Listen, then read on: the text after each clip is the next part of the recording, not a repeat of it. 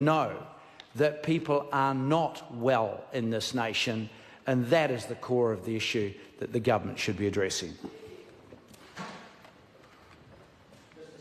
Andrew Bailey. Thank you, Mr Speaker. It is a pleasure to be talking on this private member's bill, and I too must congratulate the member for putting forward this bill for discussion tonight.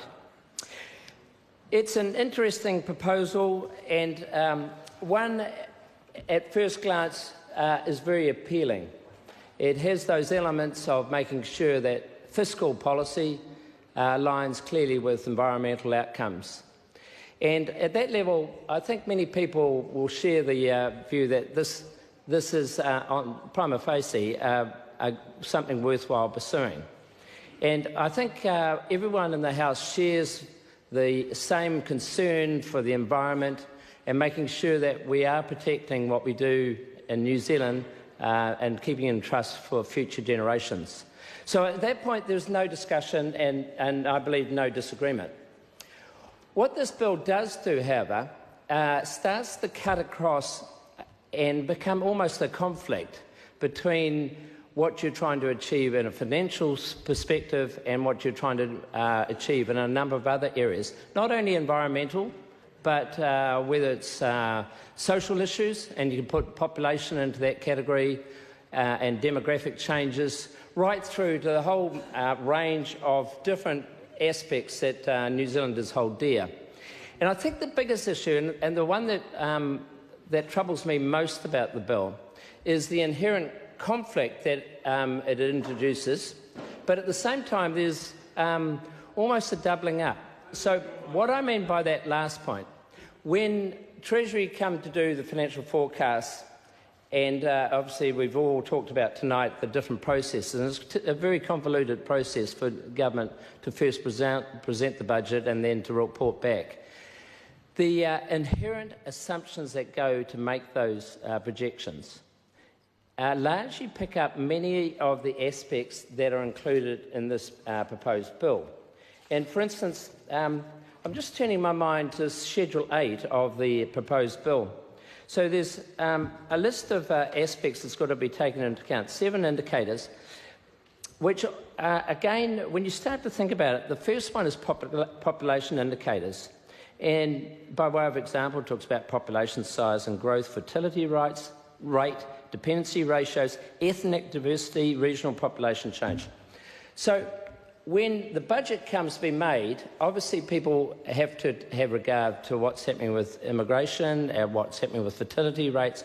Those assumptions are made, and we've heard earlier, in fact, even the opposition were talking earlier about the fact that Treasury does 40-year forecasts.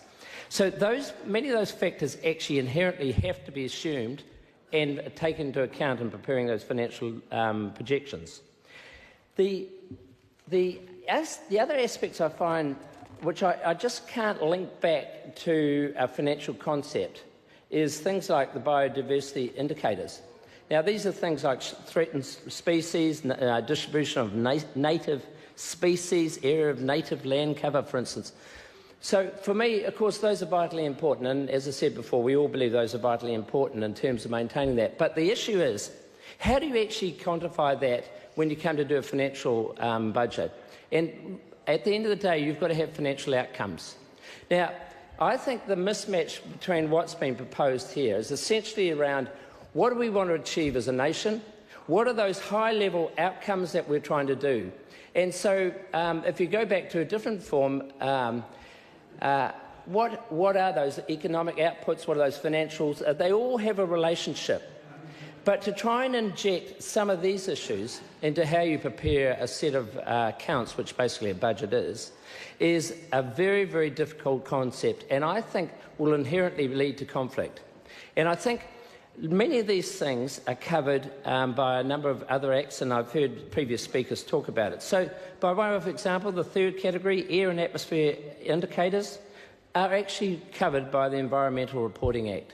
And I think trying to make sure that we don't get to a point where we're getting conflicting information to help what we think is going to create a better budget outcome, I don't believe is the best way to go about doing it. I think it's very important that we are clear about the assumptions, and they are built up looking at all these other aspects that are covered by various acts to ultimately achieve a good budget, and this is what I think happens, and on that basis I cannot support it. Stewart Nash.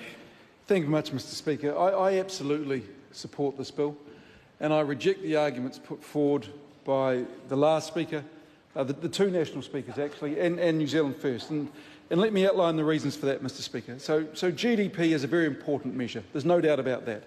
Gross domestic product, it's a monetary value of all finished goods